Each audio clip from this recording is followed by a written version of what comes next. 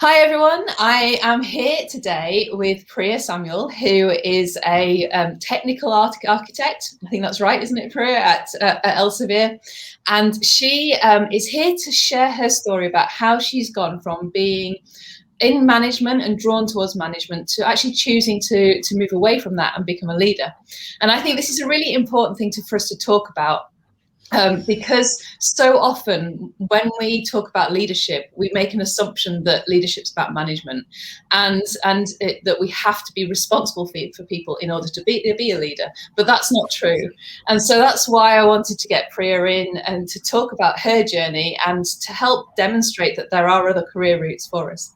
So welcome, Priya. It's great to have you in here, and thank you for joining us. I'm just going to say, actually, before we get stuck in, that if anyone has any questions as you go along, as you're listening to this, please drop them in the comments. Priya and I are both kind of going to be checking in to the recording of this and answering them. And so, yeah, ask the questions away. If we don't cover anything, we will come back to it and make sure you get an answer. So welcome, Priya. It's great to have you here. So I was going to ask you to get started and just sort of tell us a bit about you and how you got into tech, because that's why we're all here is tech. Cool. Hi, Emma, and thank you for kind of inviting me to do this, and thank you for putting this time in for us to talk. Much of my education or much of my higher education has been either in computer science or in a specialism within computer science. And I've been fortunate, I think, to have, I've had teachers in my early school years who kind of identified that I had that inclination towards working with computer systems, and they kind of just helped me develop that strength. And then I went from there on. And my first job in tech was really as kind of like this junior graduate database administrator at IBM. And since then, I worked through a wide range of companies, from startups to very big companies. And my career has gone through a winding path. And some roles have been like fairly engineering focused, and the others have been towards management. And at the moment, my role is that of a technical architect at Elsevier. I take care of a lot of these systems that have to do with users' identity. And identity is something that touches every aspect of Elsevier, which is a very big publishing platform across multiple universities and across the globe, really. So I work day in and day out with teams who want to have a secure as well as scalable platform in order for users to log in to Elsevier systems. And I come across Elsevier from being in a university, because it comes up so often with academics. It's just such a huge, important way of academics getting their journals and their discoveries out to the world. So it's an important kind of part of the process. And you can see, the more I've never really thought about the tech of it before, but actually the more I think about it, there's so much tech behind it. So it's really interesting. But what you're saying is that, so you've always loved tech, and kind of that's something you were drawn to from an early age, and that's kind of always been in your career path as a constant, I suppose, from what I've heard, from what you shared before as well. So that's kind of been a love, I suppose. I think I was just fortunate to be in that space, and I think a technical career, especially in the wide range of areas that you could be working in, it's just fascinating. Yeah, there are so many options, aren't there? So tech's always been there, and then you've managed people, and you got drawn towards managing people. So when did that start to happen for you within your career? Yeah, as I said, I think my towards the beginning of my career, I was really focused on designing and building and delivering technical systems. And for a number of years, I spent in the consulting sector working with ThoughtWorks. And this was a company where you go in and look at existing systems. And this was around the time where cloud migrations became like very, very popular.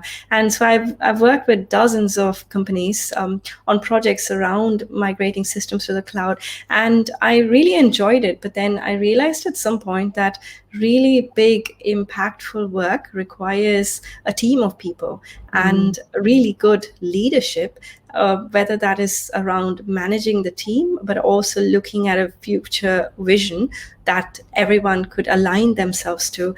That was super important to delivery. And gone were the days where I felt like there, as a developer, you could sit in a corner and make a piece of software and expect that to be successful.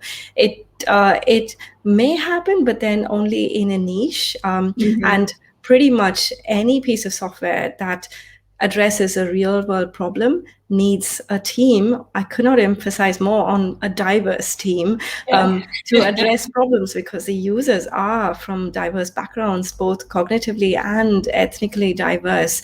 And so yeah, it was around that time, and I realized that leadership really mattered. And I went with the wave of the kind of the career patterns that were available to me at that time. And I was, again, very fortunate to attend a few of the technical leadership courses that Pat Kua at ThoughtWorks organized, and he does it now for the wider community. And it's really about having a sense of feedback, that you're kind of like running a machine, and that machine is a feedback-driven machine. And because without feedback, you're kind of like lost in the woods, really. So, my journey into management was really around looking at technical systems not as an output of the technology choices, but an output of the people who built those systems. So that was my foray into management. And so important. And as you say, these tech now affects all of us across the world. So it's like a piece of tech can be developed by one community, but it's going to get out there, and in order to be successful, it's got to address a worldwide need. Sorry, and a very diverse need as well, not just the needs of white men, as an example, who typically are the ones who are developing it. So the people, the more we can have people involved from diverse backgrounds coming together and being a team and contributing to that, rather than just individually working. And it's just, it's so important, isn't it? Yeah. And what do you think the manager's role is in creating a great team? I think the kind of management, or basically the kind of leadership within management that I subscribe to a lot, is called a servant leadership.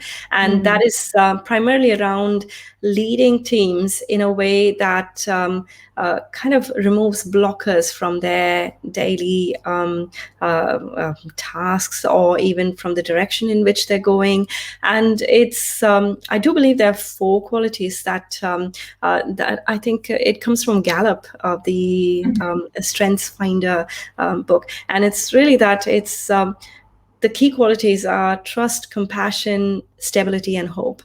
And trust really is for psychological safety. And that for me is a huge deal as a manager, especially when you're working with people who themselves are looking towards aligning the work that they're doing with the direction in which they want their career to go. And giving them an environment in which they can operate with psychological safety is super important to me.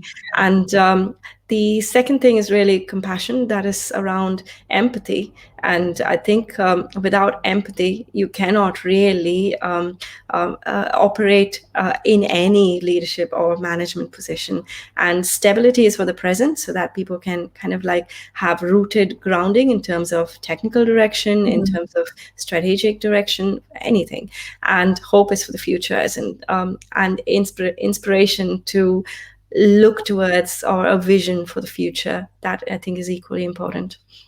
And of course, all of those things build off each other, don't they? It's Absolutely. that Yeah. combination, kind of having hope in a place where you feel psychologically safe, and you know that people understand you. It's just, you can achieve so much more as a team when that happens and when that all comes together, can't you? It's and going back to what you were saying in the previous question about feedback, as a manager, you don't know what people need until you get that feedback. So the feedback loop in there and being willing to listen to people, it's so important. Yeah, I think at some point I was like a feedback junkie. The amount of time that I spent with everyone on my team getting feedback and giving feedback and making sure that it was feedback that was positive in the sense that it enriches the person, not just in the sense that you're always praising each other, but critical feedback can also be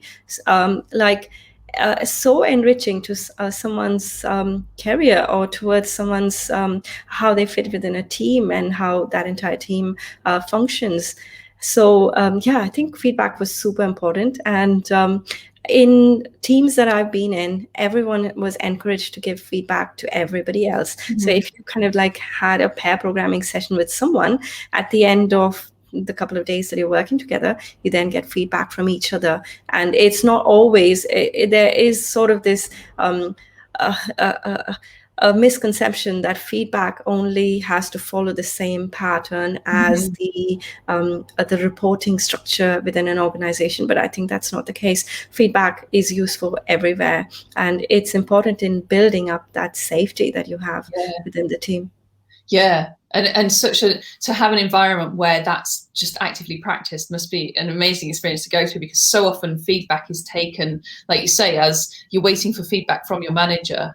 And often it's not your manager that sees what you're doing on a daily basis that can give you their insights. It's your peers around you who can give you some really valuable stuff.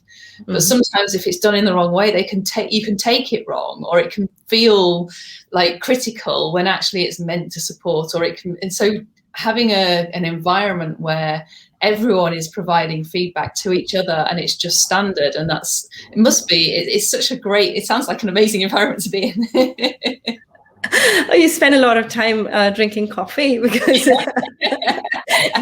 every feedback session is, I guess pre-pandemic was like a session whether in a coffee shop or you could go for a walk in the park. And I really miss that on Zoom now. Yeah, we've got to come up with some of a walk in VR or something, or just get back to walking in the park. And you shared in the group, a really lovely sort of feedback guidance, didn't you? So I'll make sure that we kind of bring that back up so people can see that, because it looked like a really useful pamphlet to go through on kind of different ways of asking for feedback, giving feedback, and what to think through, which it looked like a really good resource. So I'll make sure that's around. So moving on. So why did you make the decision to move away from managing teams? Because this is the thing that came through to me, and when we were talking, is that you do love working with people. So it's natural that you were drawn towards a management kind of role, and that you're kind of there and you're helping and you're supporting people. So what made you make the decision to move away from managing teams? So I guess towards the beginning of last year, the startup that I was working at, most of my job was around managing the team as well as having a strategic input into the direction of that company. The startup didn't really make it through the pandemic. And so I was looking for a new role to step into. And I wanted to take some time to pause and reflect into where I went next. And pretty much at every junction that I've been in the past, I just grabbed whatever was in front of me. And I never really took that time to say, what is it that I want to do? And it was also around the time that I became a mom. And through a personal struggle that went around that time, I realized that if I was spending about 8 hours or more of my day doing some productive work, there was a huge need to align the nature of that work with the nature of things that I enjoyed doing, because we spend a huge amount of time away from our children, away from other stuff, doing work. And if we're kind of not really aligned, it just means that it's always an uphill struggle to get past it. And so then I decided I needed some help, and I went in. I spoke to some of my mentors and also to you, Emma, and shout out to the Authentic Tech Leadership course. And it was a structured format. This call isn't about promoting the course anyway. So that aside, there was a structured format in which I could walk through all of my skills and my experience. And I think you call that a skills matrix or yeah. And I realized that amongst the things that I do in my daily job, my technical skills were just wedged in a corner. And these were skills that I spent years developing, skills that I obviously enjoyed working on, that they were largely limited to side projects that I worked on, or some where other things that I felt that it gives me a lot of energy just doing technical pieces of work, or writing software, or designing solutions. And I then decided that maybe it's time to bring that back into the center of my skills matrix. And that then I interviewed for a wide range of roles, and some of them still management, because there's an element of that which I had done it for years, and I still absolutely enjoy management. But then given that I've got a limited time to focus on things such as work, I wanted to absolutely just pick up the things that were on top of my skills list, and I just only had space for that. And so then the technical architecture role came up in elsewhere, and the interview itself, it felt like a natural fit for me. And then I then moved into a technical leadership role and away from management. I didn't really know the implications of that fully until I stepped into the role, and I realized that it's been a huge push in terms of motivation and in terms of fulfillment that you get at work. Yeah, so that was my journey, really. Yeah, and I mean, we had a couple of discussions, but there was this. I just remember you posting in the group, and this shift of kind of, I've realised that this is the area I want to focus on, and this is going to kind of take me in along my next step along my journey. And it was just, I seem to remember reading that and just getting. Sometimes I read posts and it's like I get like a shiver through. And it's like, yeah, that's the thing that they've got it. They've got something. They're in tune with something there. So, and so, because I know, let's just talk a little bit first, because I know that you interviewed for a few roles, and it wasn't just kind of your direction and whether you were going to be a leadership or manager.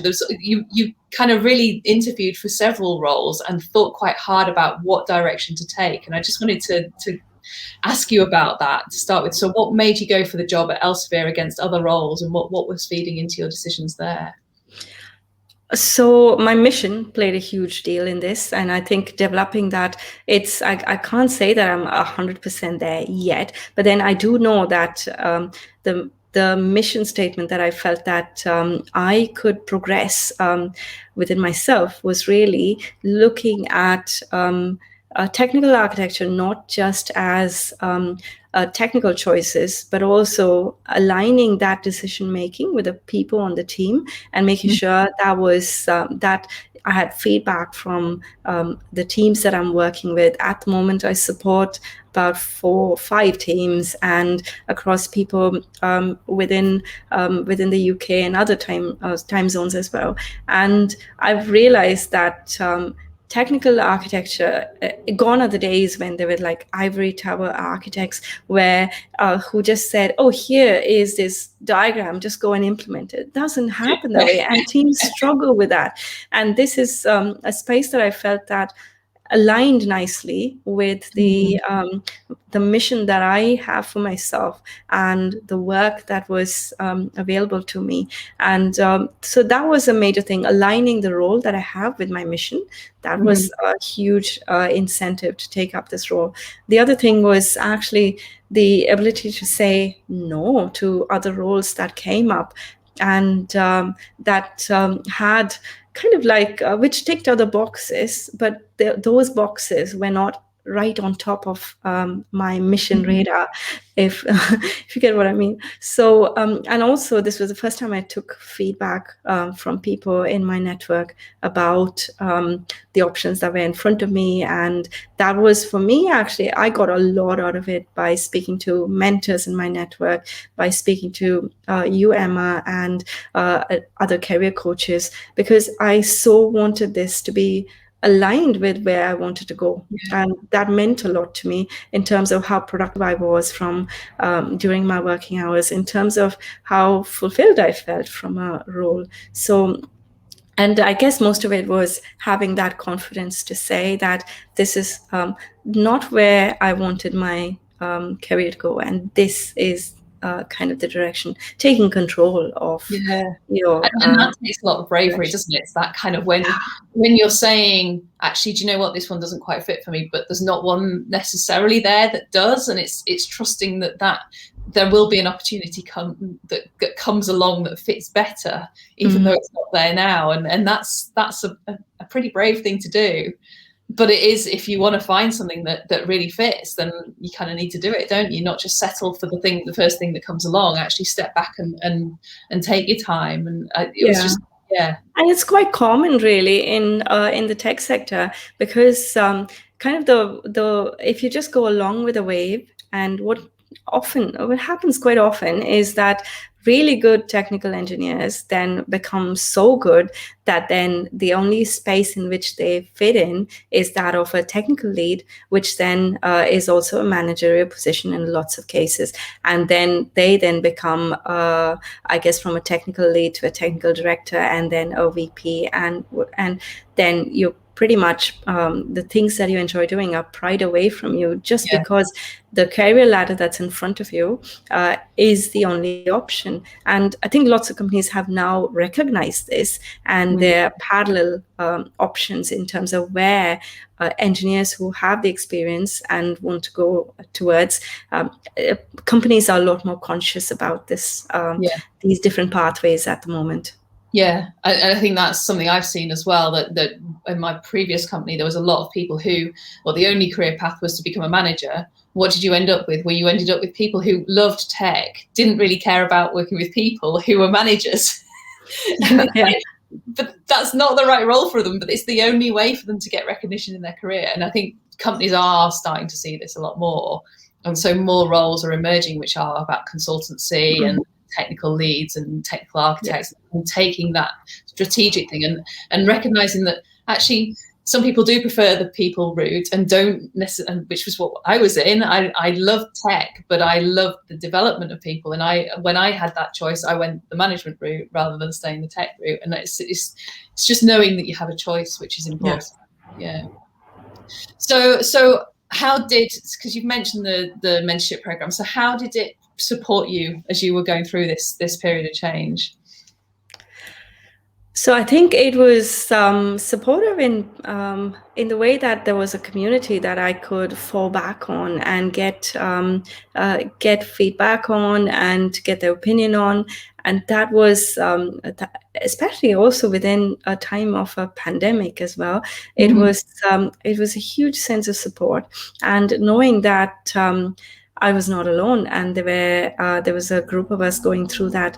And I remember there was I think in about week 4, week 5 of the program, there was so much discussion, and it felt like it was a safe enough place within the mentorship program to kind of be vulnerable. And that is important to cultivate, and to have a community in which you can be yourself in that way. And that was super important for me at that time. And the other thing was I loved the systematic nature of the coursework. It's just that I'm kind of the person who looks through the index pages of the book that I'm about to read and then decide whether I'm going to read it or not. So yeah, it was hugely useful in knowing that how that path took you through a number of introspective exercises, and then also looking out and getting feedback from your network, and then tying that back into your mission. So so I think the structure of the course as well as the community played a pretty big role in shaping my confidence around that time. That's cool.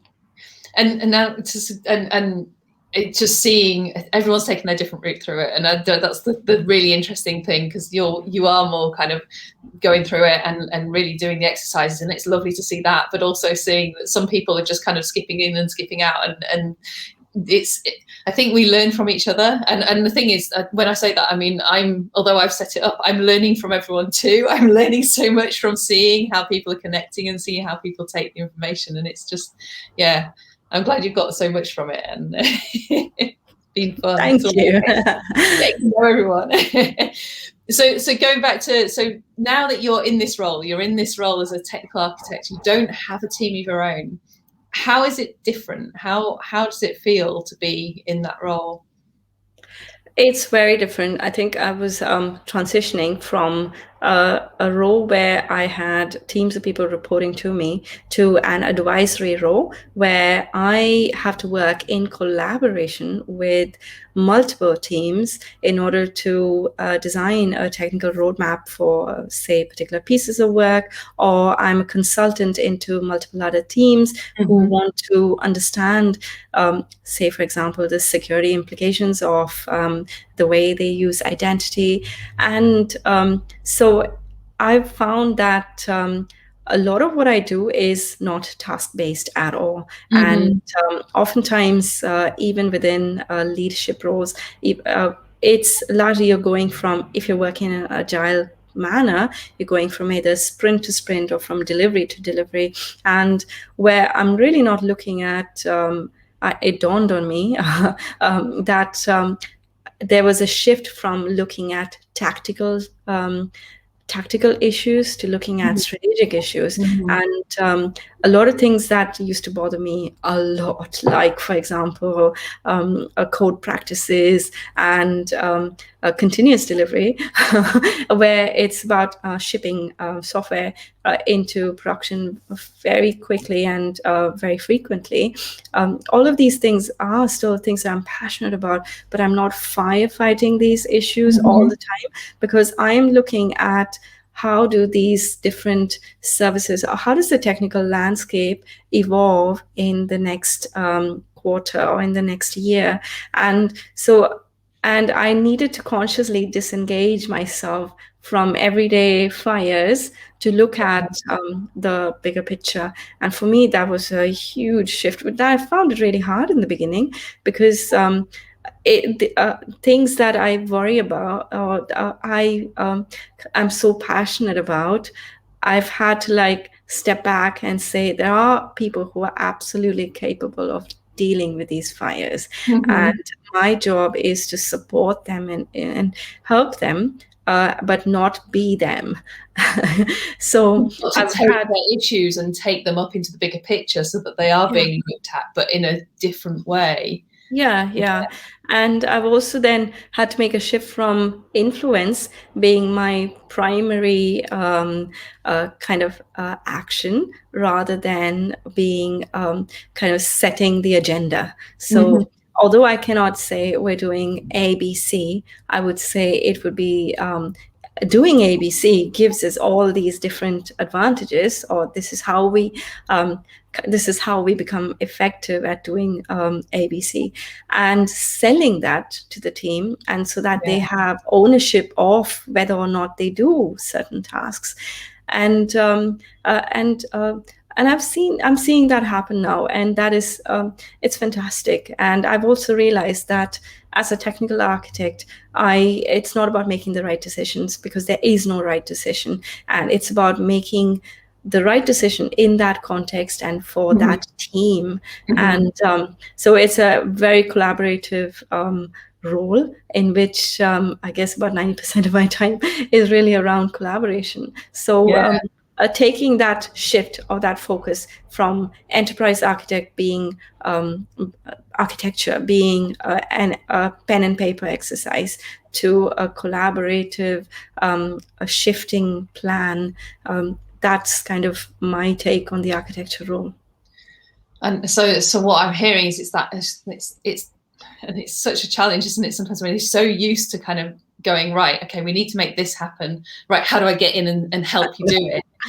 And get really involved in when you've got a team that you're responsible for, then you get involved, you get stuck in, and you kind of help them out while letting them do their stuff and evolving. But it's quite a different thing when it's suddenly like, well, there's lots of teams I'm interacting here with, and I'm kind of stepping up and kind of going, well, how about that over there? And if we bring that in there, and you just can't get into the detail anywhere as much, can you, anymore? But but you can have a bigger impact by staying at that top level and taking everything that's going and kind of going, well, actually, do you know there's commonalities here? And if we just software, then actually those two teams would, and it's just a different way of thinking, isn't it? That's true, because when I was on as a tech lead, or even as a manager, I was just working through so much of tactical pieces of work that there wasn't really that much time to look at the big picture. And especially in a very large company with a huge number of teams and services, you do need someone, because there is just not enough time and capacity for the manager to also look at long-term technical leadership. Yeah. So you might have already covered this already, but so what's the biggest thing you've learned as you've been through this change in this role? I guess the big thing is that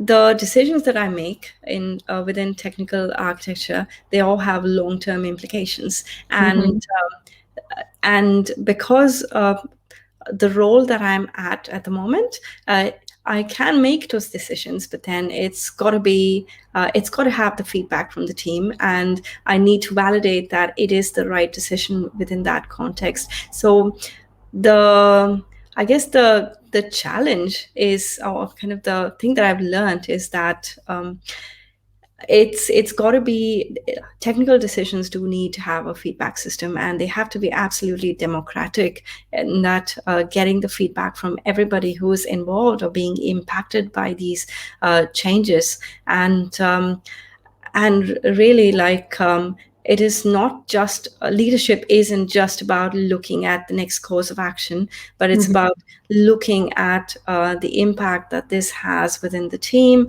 and making those, the transition is just as important as the end goal, and making that, looking at the shape of that transition, that is super important. That's one thing I've learned.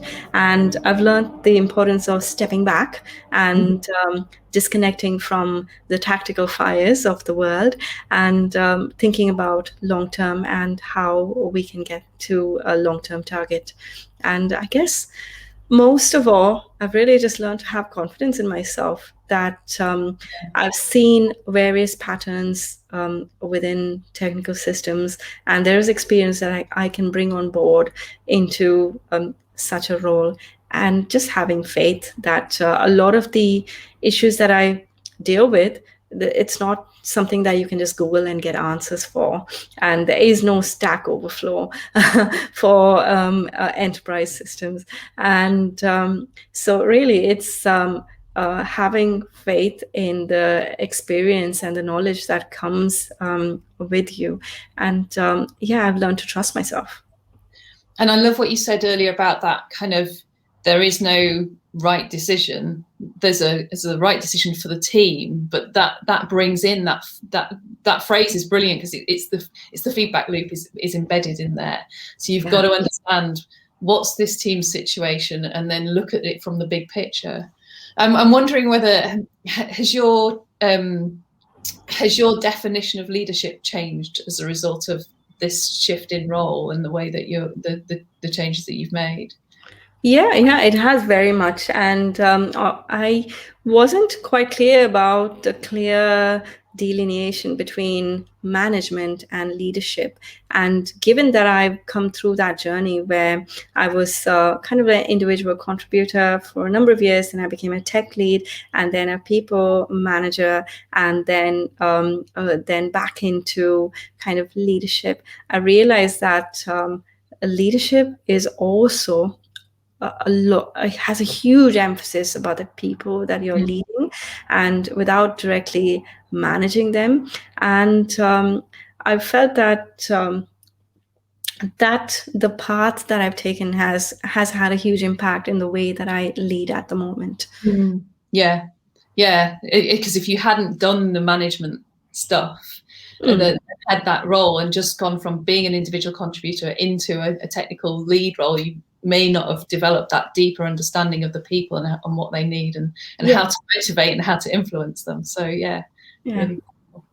So we kind of come to the end, and I'm going to repeat that if anyone's had any questions as we've talked, as they've been listening to us, then please do drop them in the comments, because Priya and I will be coming back and looking at them and addressing them and picking up. And if needed, I can do other kind of videos, masterclasses around these areas. So please do ask the questions and tell us what you're thinking. So what's beyond this, Priya? If people want to talk to you more separately or connect with you separately, what's the best way for them to be connected with you? Twitter is probably like the platform that I respond to quite a bit, and LinkedIn. Cool. I'll make sure there's links to both of those in the description so people can connect with you. So thank you so much. It's been really, really lovely, and I really enjoyed this conversation. It's got me thinking as well about all the different elements of management and leadership. So yeah, thanks for coming in and talking to me. I say coming online and talking to me. Thank you. Thank you for kind of like blocking this time, and thank you for the amount of effort that you put into getting this community of people together. It's fantastic. Yeah, and thanks for being part of it. And see you later, everyone. There will be another one of these in a couple of weeks' time. There'll be a masterclass in a couple of weeks' time, and then another interview in a couple of weeks after that. But it's lovely to see everyone. Hope you've enjoyed this, and we'll see you soon. Bye.